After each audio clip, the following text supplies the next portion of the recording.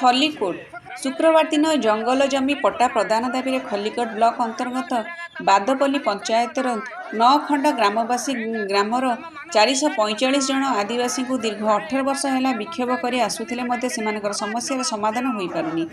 शुक्रवार दिन आदिवासी आज गंजाम जिला भिटामाटी सुरक्षा मंचर आवाहक विजय कुमार स्वाई नेतृत्व में खल्लीकोट बनखंड अधिकारी दिव्यशंकर बेहेरा को भेटी दाबीपत्र प्रदान करथिबा बेले जंगल जमी अधिकार संपर्क में आलोचना होइतिबा सत्वे कौनसी समाधान सूत्र बाहरी पारि नथिला।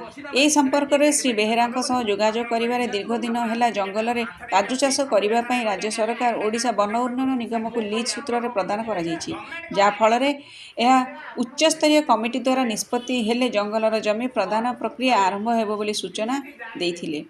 खल्लीकोटरू माधव बेहेरा रिपोर्ट।